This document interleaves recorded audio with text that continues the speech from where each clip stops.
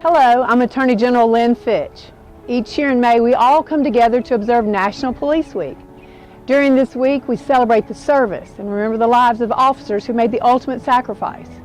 Today, May 12th, would have been the 10th annual Fallen Law Enforcement Officers Candlelight Vigil.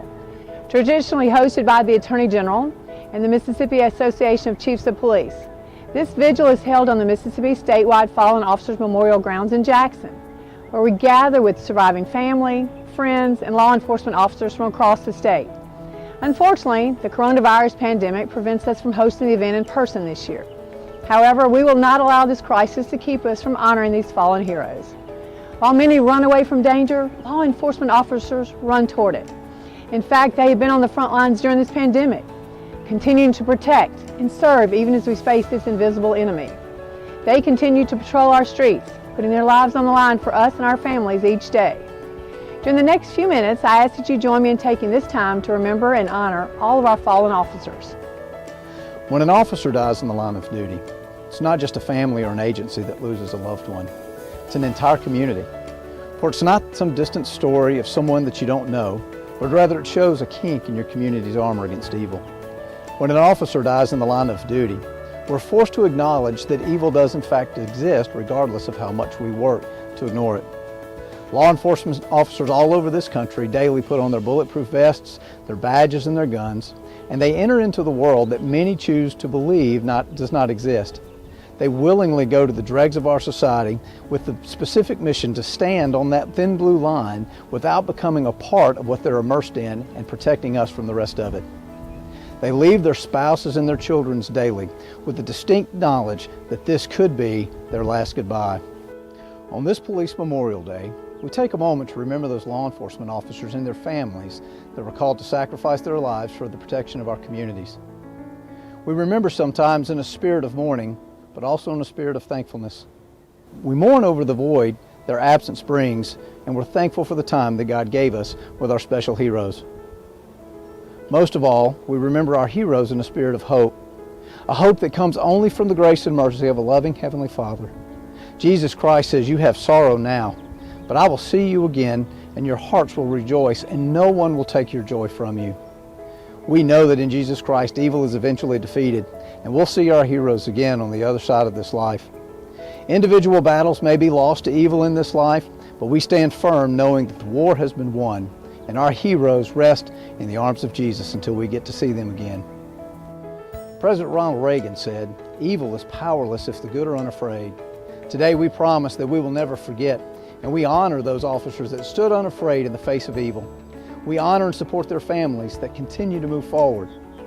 Today, we as law enforcement officers stand united and continue to fight because we know that evil is not yet defeated. Society knows that it takes a special person to stand against what they fear, and we will stand for them until our hearts beat for the last time on this side of heaven.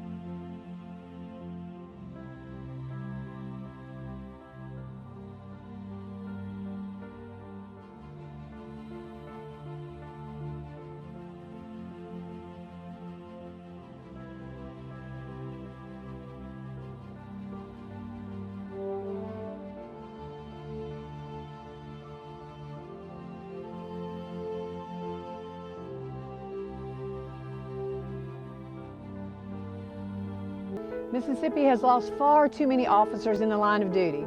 As Attorney General, I will continue to honor and protect our law enforcement each and every day.